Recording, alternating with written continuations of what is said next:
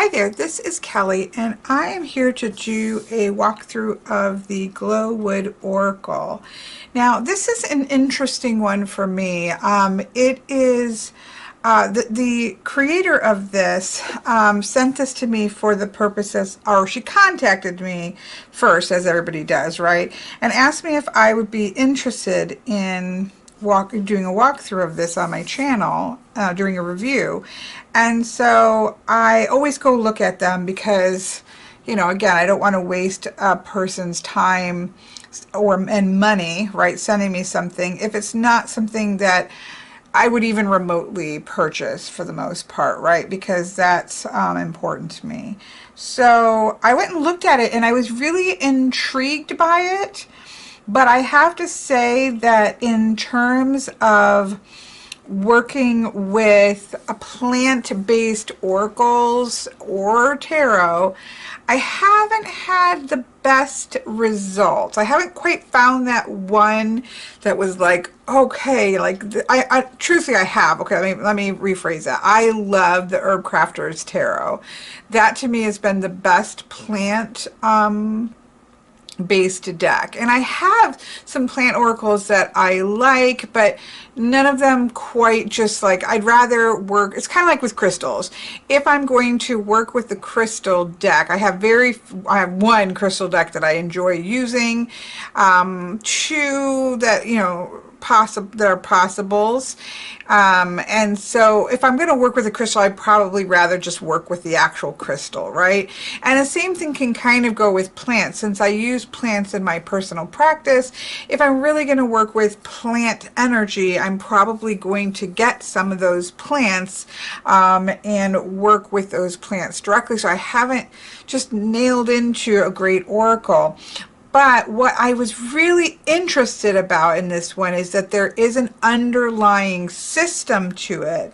And it wasn't just plants, it was actually a whole ecology, which we're going to look into. But that's what intrigued me about it. So I got this in the mail and yesterday or the day before, maybe the day before, and I started to look through it and got really interested. So you'll see this is going to be more of a let's put things in piles and then we'll walk through it, because I really wanted to figure out what was going on and how, you know, was that going to work as a system worth putting the time and energy into learning a system. And I'm really intrigued. And then I know you're like, just open the box. You know me. If you're watching this, you know me. If you don't, hello, I ramble. Last night, last night before I went to bed, I was kind of sorting through the whole deck. And it wasn't actually before I went to bed. It was earlier in the day, so it wasn't like I did it and then I fell asleep. But I had been sorting through all of them, and I was kind of looking at all of the different categories of cards that there were, reading a lot of the different things. But I had a dream last night that was so interesting, and it was really about not the deck, it had nothing to do with the deck, but it was about the connective nature of a whole ecological system. And it was in particularly about what I think of as that like mycelium network. We'll see, there's a card here that relates to that.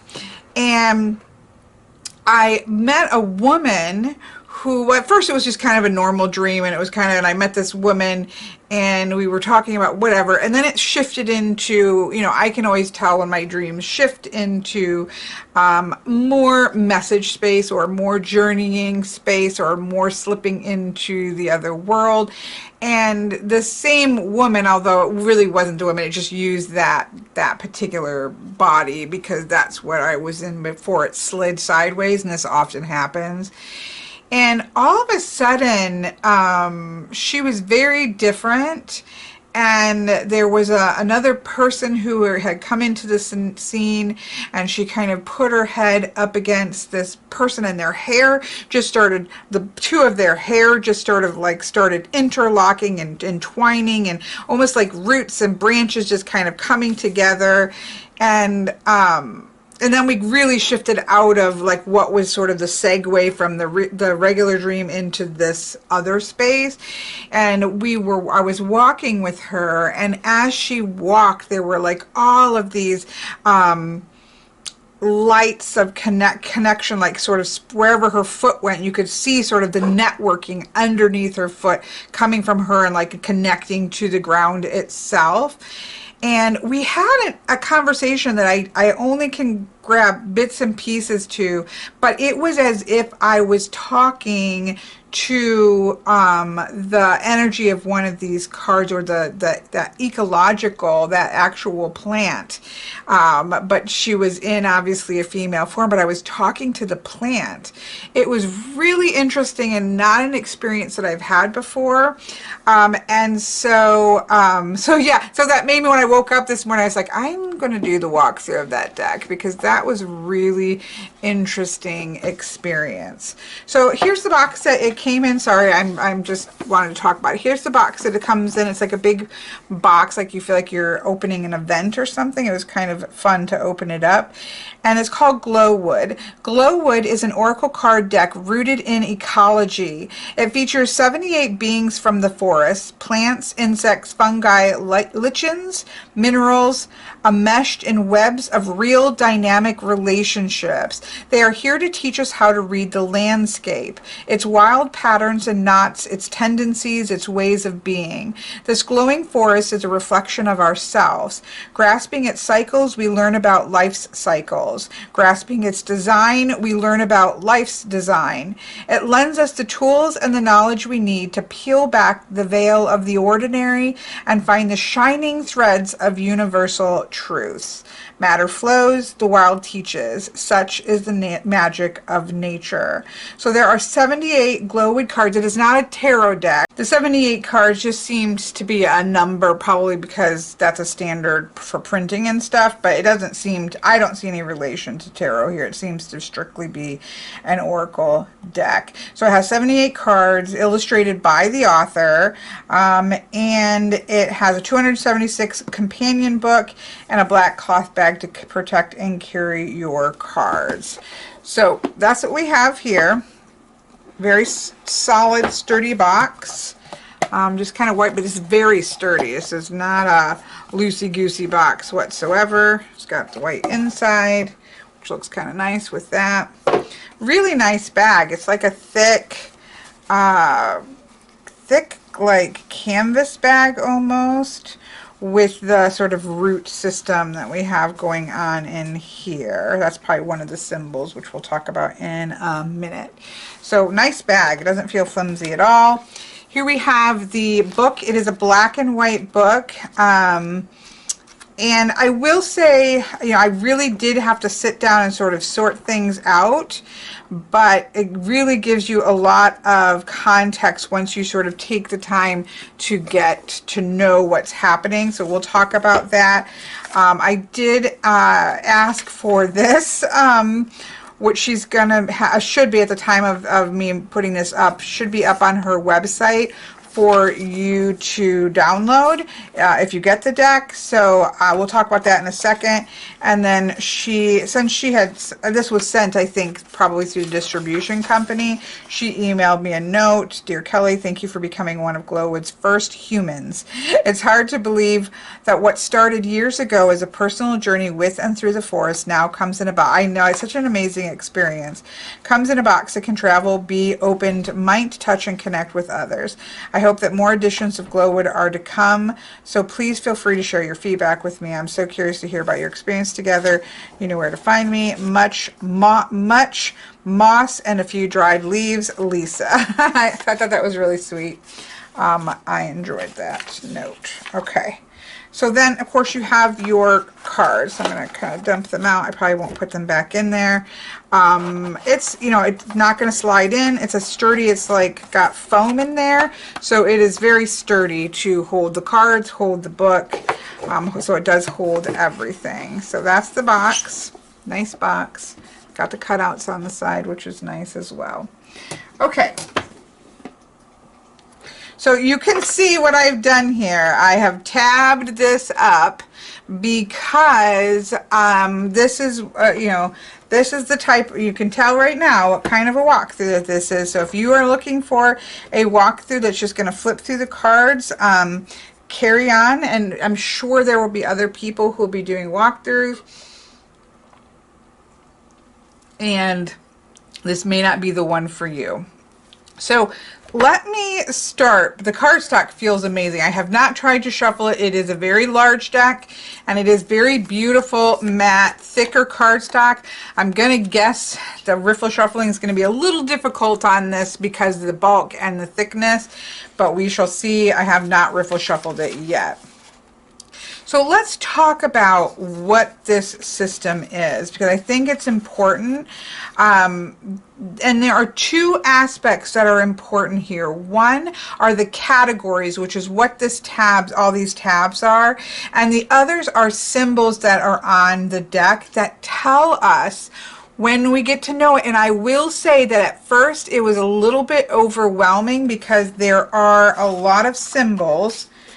I don't know, actually I should have counted how many symbols there are, but there are a lot of symbols that show up on the cards themselves, and I thought, whew, like that's a lot, right? That's a lot to lean into and learn. You are learning a symbol system here, but I will say that as I started to process through a couple of the cards, it was quite easy to start to get into the rhythm of being able to pick up the card and without, you know, really even going through and looking through these, I was able, like, I know that that's the nurturing. This is going to be nurturing. I know that that is a shelter, so it has the effects of sheltering things. And this one at the top is accommodating here. So it really didn't take me too long, and I haven't been working with it that long, but it didn't take too long to start to pick up on it. And I actually really love what it's doing, because you have just the plant name. I know I'm getting ahead of myself. You have just the plant name and sort of a visual. But then, you know, if you're looking at this ecological system, and you're looking at things that you see in nature, such as, you know, soil and clay and trees and plants and insects and things, it doesn't have keywords under it to say, okay, here is a, you know, silkworm, and here are some keywords of how you would interpret that. Instead, what it's doing is giving us all of these cues of what kind of energy that, how does that particular thing interact with the world around us. This really started to excite me, because one of the things that I love about, say, casting systems is that when you're casting, you're really seeing the way that the energies of the system are interacting with each other, how they're clumping together. Is this a forward pushing energy? Is this an energy that's pulling back? Is this an energy that's, you know, kind of holding something down or lifting it up? You just get a more visual representation of how that energy might be interacting with the situation. Because we get all these cue-ins of what type of energy these plants or animals or trees and such like that are, we get those cue-ins of how could this be actually interacting with the situation. So I really started to get excited about that, even though, again, I do think, you know, you're going to have to invest some time into the system. I got excited about that, and that's kind of where I was, and I was kind of getting in my head what was going on here yesterday, and really getting quite excited about it. So the book, let me just quick flip through the book. Let me zoom in here and push that up there. So the book, really beautifully illustrated. Obviously the artist illustrated the deck, so they have some illustrative backgrounds here. Dear human of Glowwood, I am so thankful to be able to share my love of the natural world with you. For so long, the woods have been a source of knowledge, inspiration, and companionship for me. I have always tried to reciprocate by paying attention and paying tribute. This is how Glowwood came to be, through attention. I also loved this. Was it here or the next? I loved the quote that was put up by Ursula Lagoon. Sorry, I never have said the person's name. I wanted to get to this. Written and illustrated by Lisa Bielska. I'm so sorry if I'm slaughtering that. Here it is. The word for world is forest. I thought that was a wonderful, wonderful quote for this. So, let's just read this. I think this is important to know where she's coming from. A teacher comes, they say, when you are ready, and if you ignore its presence, it will speak to you more loudly, but you have to be quiet to hear. Robin Wall Kimmerer. I love the use of quotes in this guidebook. I'm a big fan of quotes. When I looked closer one summer day, a clay field bursting with white bush became sweet clover.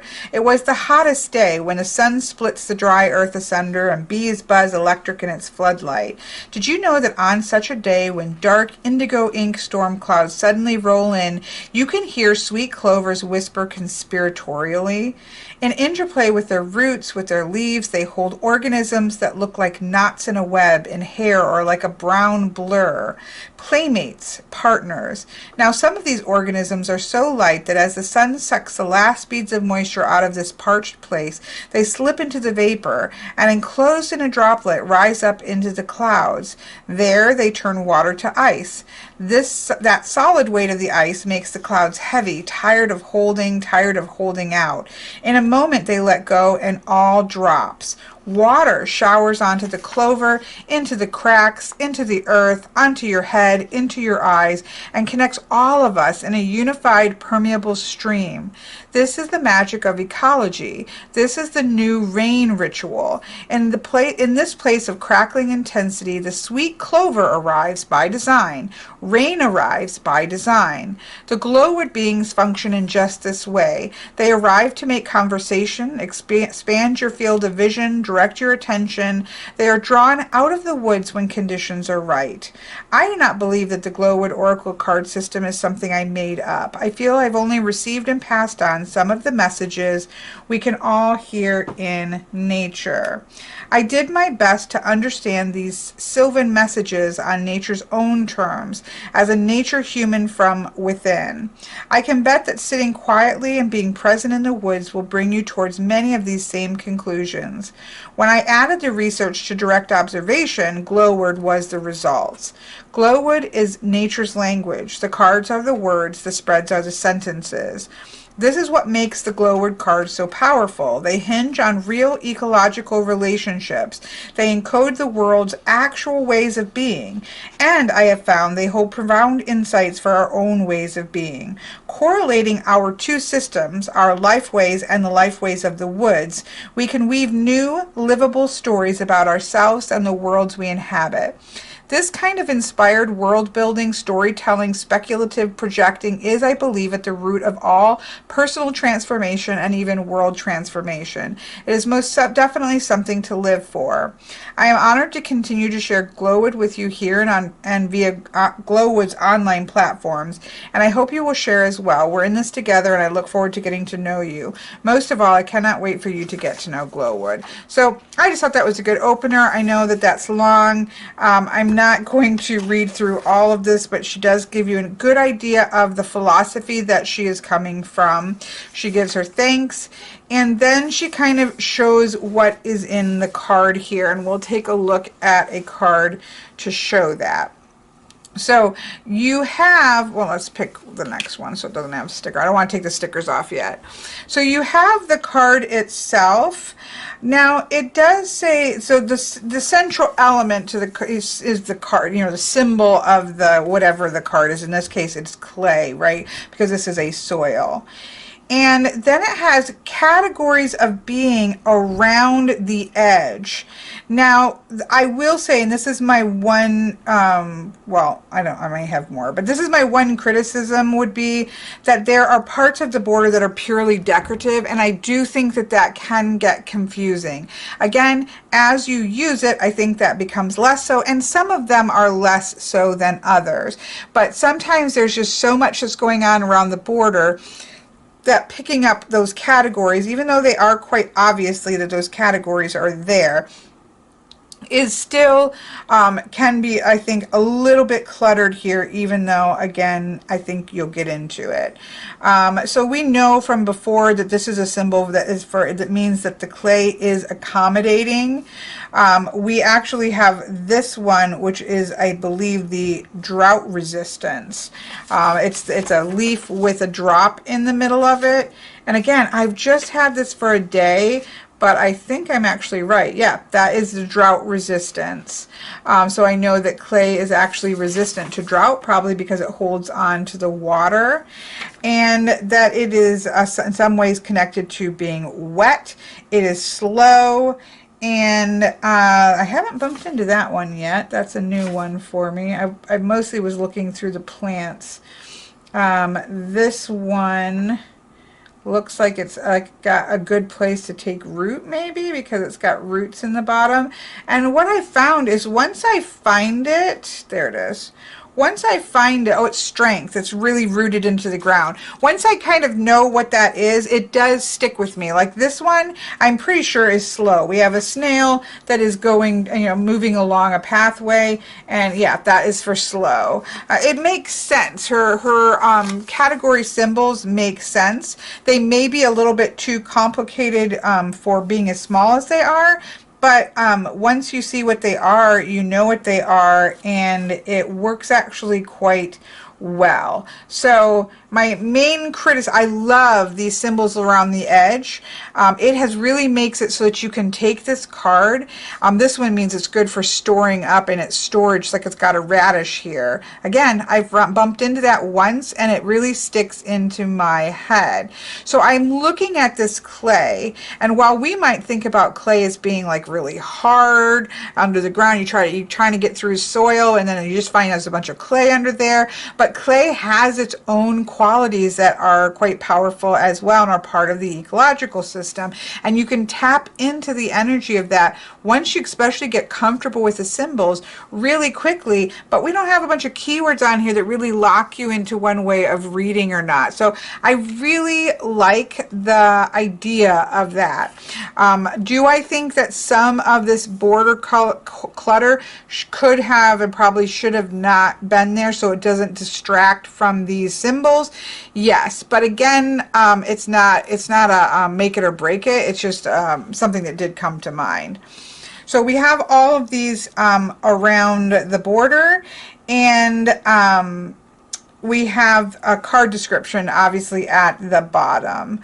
So it's just kind of giving you an idea of what's there. And then it goes right into different ways to read, and she gives you some cool spreads. And what I liked about the spreads is that they very much are in alignment with what the ecology and the interconnections, right?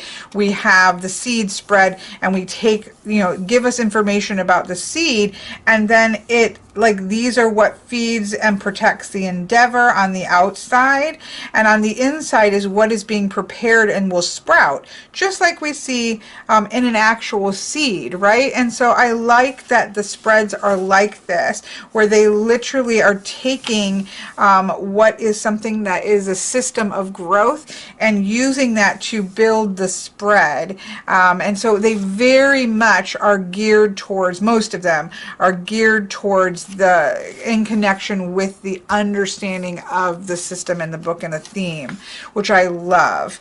We have this great networking that's going on here, and then this is like a year one, which is kind of basic to everybody, both for the northern and the southern hemisphere.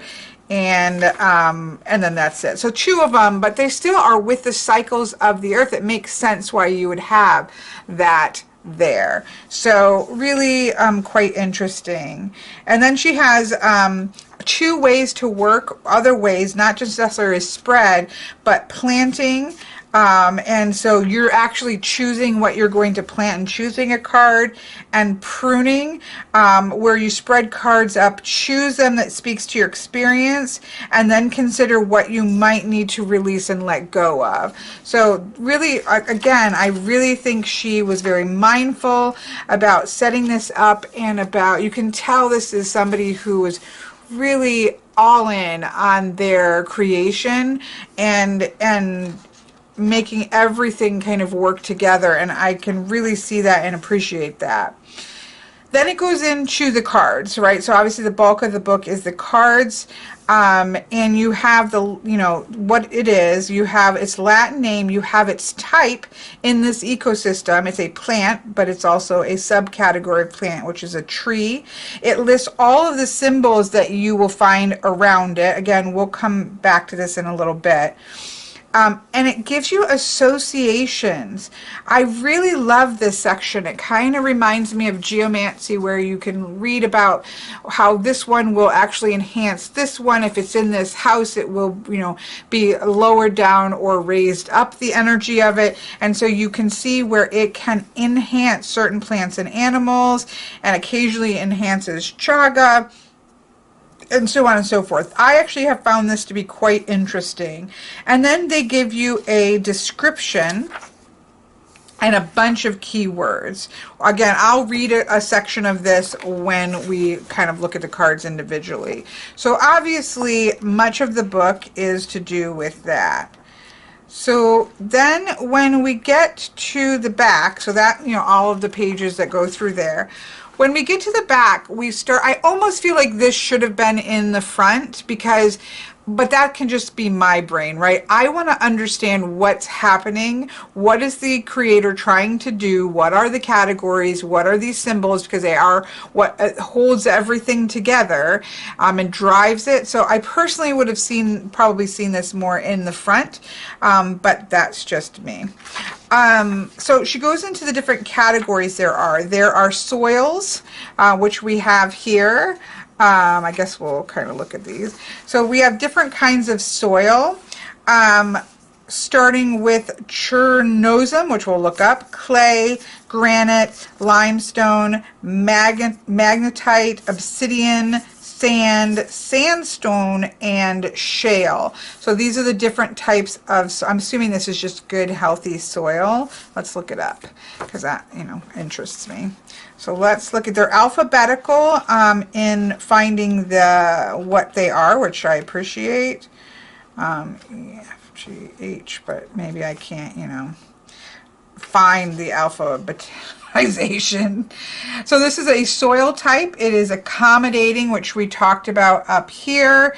It is a host. I haven't looked at all of the symbols here, but it is a host. It is a nourisher, or that must be this, and it's a generalist, which I don't know which one over here. So we'll take a look at those again in a minute. It enhances all plants. From a certain perspective, there could be no better starting advantage than these. The ground is primed, popular, and highly desirable prizes are already within reach. Hardly any extra effort is required. Did anyone ever have it so good? This foundation, this backstory, is a gift in itself. Of course, one might find that such universally enjoyed and readily available delights as those promised here, this is how you would read this card, are not to one's taste. That after all, one desires something more remote, more arcane, or less tangible. Still, this substructure is one of the most rich, bountiful, and generous. Should it be used, it requires the development of certain respect, technique, and operational knowledge. The kinds of benefits gained here may very well be shared with others. So this is like the perfect soil, is how I'm reading this, for things to grow from. So in a reading, that is really helpful to understand. Like, you have got a setup here that is ripe for growth. Yes, you're going to have to learn the right amount of watering and pruning and right seeds to plant and the climate and all that. You have to learn some things, but you've got a foundation and a soil that is rich and ready to sprout bounty and harvest and things of that nature. So that's what we have there. It's really quite interesting. I have loved the write-ups that I have read, because you kind of think sometimes, like, some of these types of decks where it's like a plant or even an animal, though animals I think are even easier than plants, like, what do we do with that, right? How do we read that in a reading? I think she does a very good job of showing how to read that and how this could interconnect with the other cards that you pull. So there's that. So let's go back. I know we were not really doing that, but so soil is one of the categories. Let's zoom out here, because apparently we're going to start making piles. So that's one of the categories, is soil. Oops, and I pulled some of it. The next category are lichens, and I want to say lichens, but that's a werewolf, not not this. Lichens are partnering and groundbreaking. Quite literally, they can grow on rock and also on bark and other surfaces. They are the perfect symbol of life's beginnings on land arising from partnership. A lichen is a symbiotic together life relationship between a fungus and a plant. The fungal partner dissolves rock into minerals, provides protection from the elements. The plant partner supplies sugars synthesized from sunlight. Each draws upon its own strengths and reaches deep into its particular sphere of potential to bring back the life-giving energy that it needs. And it goes on to bigger things as well. So we have the pillow lichen, the reindeer lichen, the snow lichen, the wolf lichen, we must call that, not the wolf lichen. So we have lichen here. The next, and quite large, which I was really excited to see, because the last couple years I've gotten a lot of connections being made with the sort of system of the mitochondrial, I always forget what it's called, but that understanding of that system network in the ground with different mushrooms and fungi.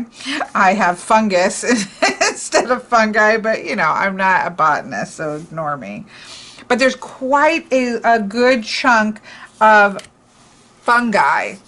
And super interesting when I was going through this, because at first, if you put these in alphabetical order, you have the birch tree, but then you understand how the birch polypore comes in, and the birch tree, if you look at the birch tree, it's not a long lasting, right? This is there to get things started at the beginning in the whole ecosystem, but then it is going to get broke down. It's got a thin bark system. It's not meant to be there forever and ever and ever. And so then the birch polypore comes in and really starts to break it down. So it was really, really fascinating. Anyways, so yes, we have quite a few. I just love this. But I think, so then let me look up this one here, this arbuscular mycorrhiza. Oh, wow. Is she going to stretch my ability to slaughter? So in this you can see the symbol here, and this is the symbol that is on the bag. So the Latin name is Glomeromycota. It is a fungus. The symbols around it are community, which I know is this one. I know this one is knowledge. This one is drought resistance. Again, I'm just remembering these. This one is storage. It can store things up. And then there are two types of connections. It can make a direct partnership with this knot here, and then this generalist is a really interesting symbol. We're going to come talk about the symbols, so I know this is not the best order, but I'm just kind of show you how it's quite interesting, because we have the generalist, which the image is a knot with lots of knots coming off of it. This is a connection with a broad range of partners, but they're all welcome and they're all knotted together, versus just a larger, broader community. If you look at the actual community one, because I did look at this, I'm like, well, what's the difference between these two, right? And this is a group with common interests, but they're not necessarily similar beings, right? They are a group with different interests that are mutually compatible or interrelated. It's more like a social symbol, but it is definitely more invested. It's like the partnership symbol, but with multiple partners. In the spirit of the collective, it's a web of exchange. And so in terms of reading, this is more about exchanging goods and services, sort of that broader movement of things along the web, whereas this is more of a partnering to work together to achieve a goal, where this is more like the interwebs and the web of economy and the web of resource movement and things of that nature. So it's quite interesting, because at first because I looked at this card first, and I was like, okay, well, we've got community, which is connection. We have the generalist with connection, and in some way we have the partnership, which is also a connection. But you know, how would I read those energies differently? And so I thought she did a good job explaining those.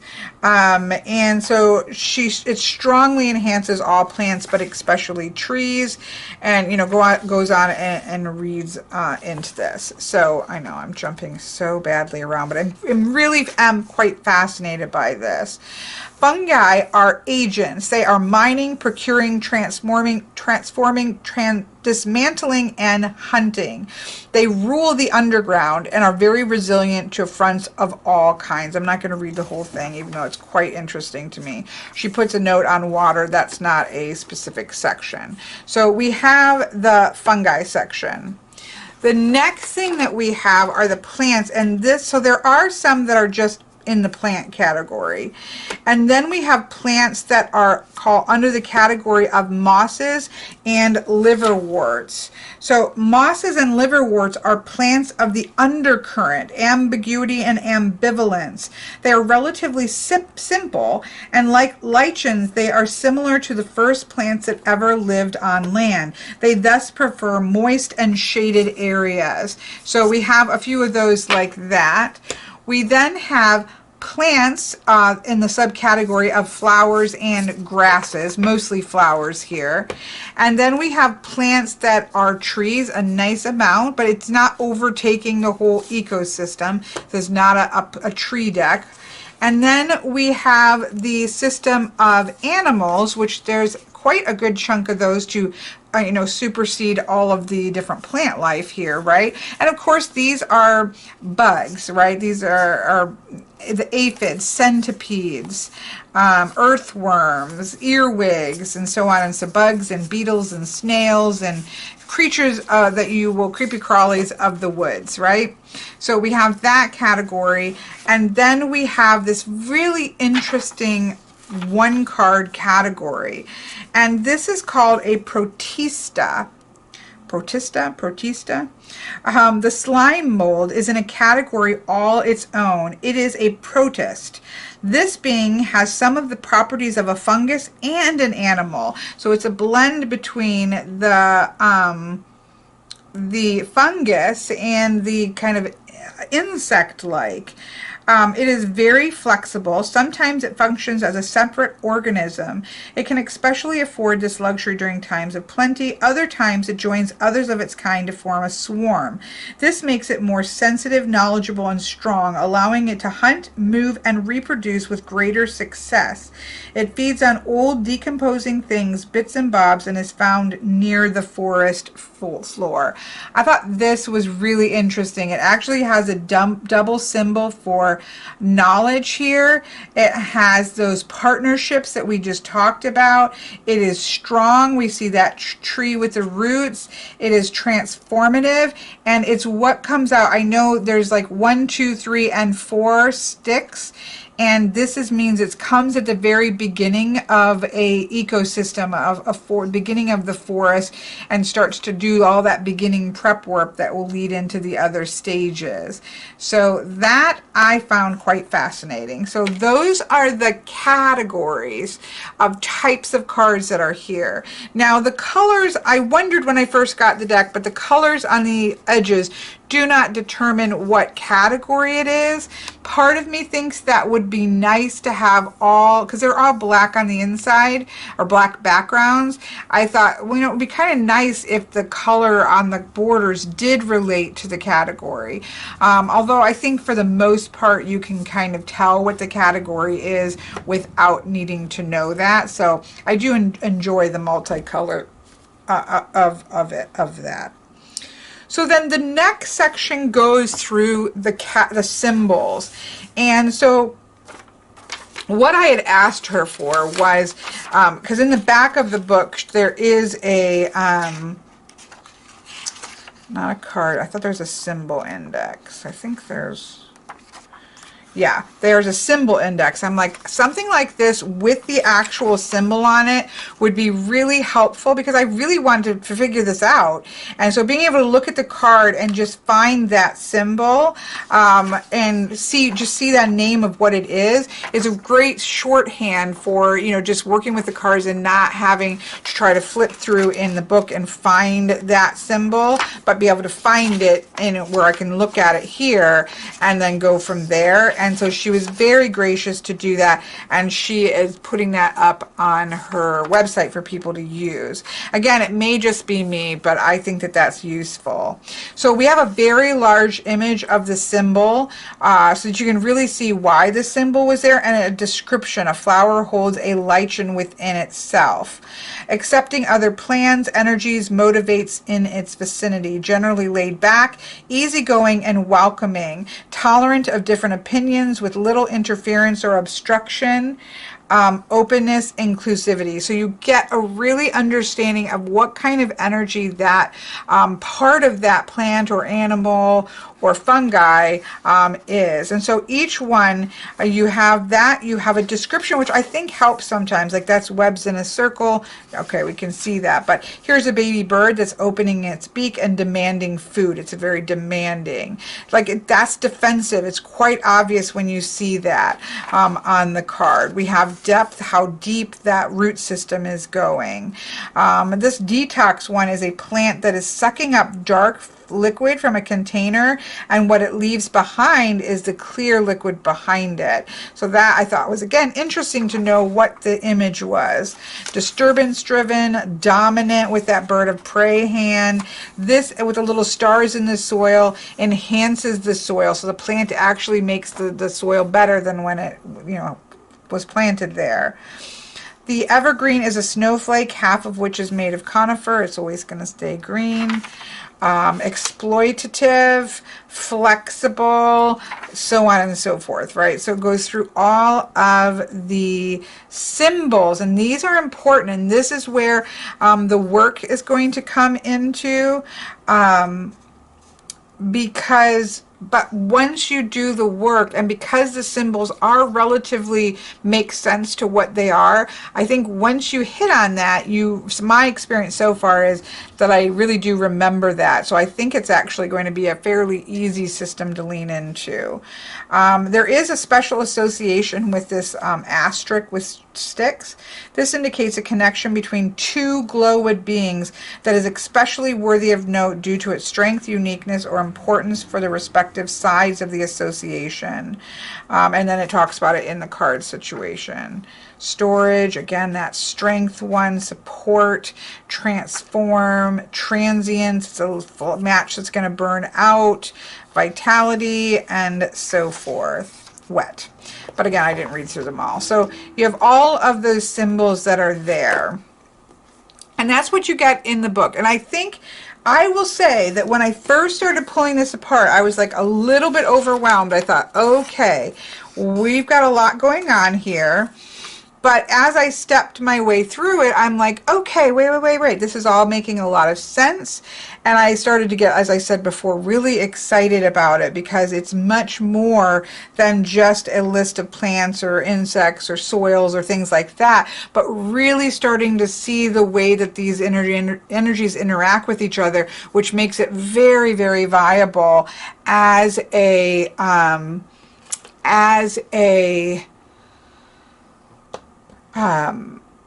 representation of situations. And so that I think is fantastic and has me quite excited. Okay, so let me go now. I need to rearrange this into, I know we're like, I don't know what, we're probably over a half hour in and we haven't started looking at the cards, but that's okay. It's important to me, and I think that it's worth it taking the time with this deck. So let me put these back in alphabetical order. Pray for me. Send me healing vibes. Let me go alphabetize 78 cards and I shall be back.